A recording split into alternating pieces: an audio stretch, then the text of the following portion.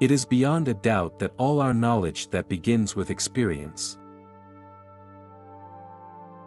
All our knowledge begins with the senses, proceeds then to the understanding, and ends with reason.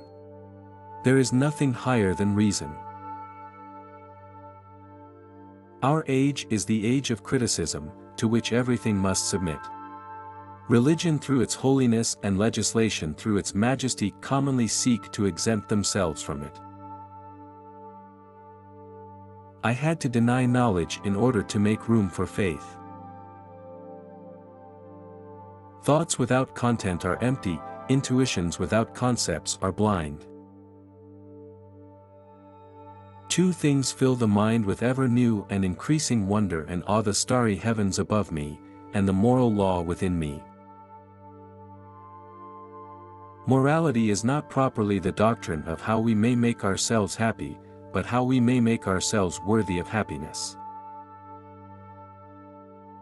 Live your life as though your every act were to become a universal law. So act that your principle of action might safely be made a law for the whole world.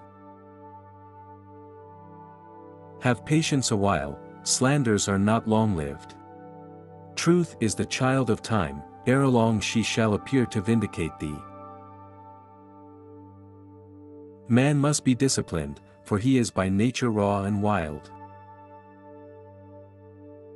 The categorical imperative would be that which represented an action as objectively necessary of itself, without reference to another end. The death of dogma is the birth of morality. Nothing is divine but what is agreeable to reason. All the interests of my reason, speculative as well as practical, combine in the three following questions. 1. What can I know?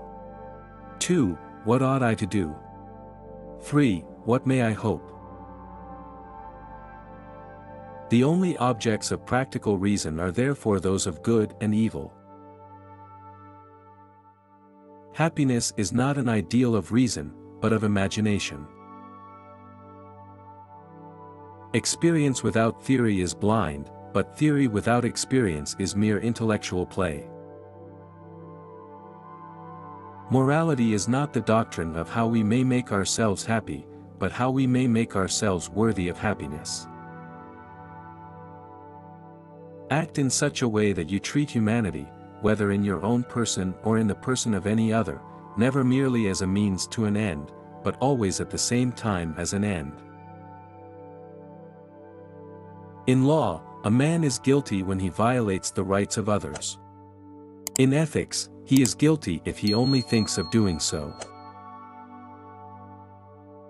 Beneficence is a duty, and he who frequently practices it, and sees his benevolent intentions realized comes, at length, really to love him to whom he has done good.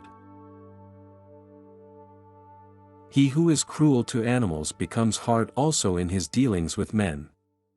We can judge the heart of a man by his treatment of animals. Enlightenment is man's release from his self-incurred tutelage.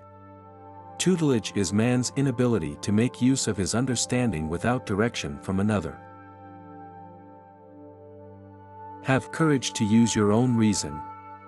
That is the motto of enlightenment. Nothing is required for this enlightenment, however, except freedom, and indeed the most harmless among all the things to which this term can properly be applied.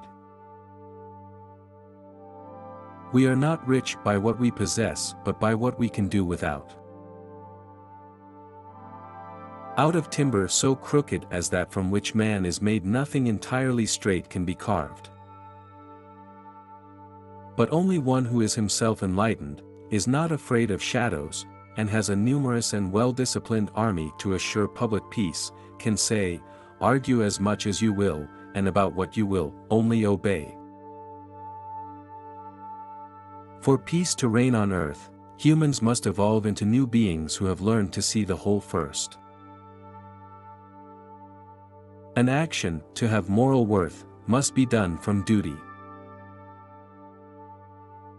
Religion is the recognition of all our duties as divine commands. All our knowledge begins with the senses, proceeds then to the understanding, and ends with reason. There is nothing higher than reason. If man makes himself a worm, he must not complain when he is trodden on. From such crooked wood as that which man is made of, nothing straight can be fashioned. By a lie a man throws away and as it were annihilates his dignity as a man. The busier we are, the more acutely we feel that we live, the more conscious we are of life. It is not God's will merely that we should be happy, but that we should make ourselves happy. Thrift is care and scruple in the spending of one's means. It is not a virtue and it requires neither skill nor talent. How then is perfection to be sought? Wherein lies our hope? In education, and in nothing else.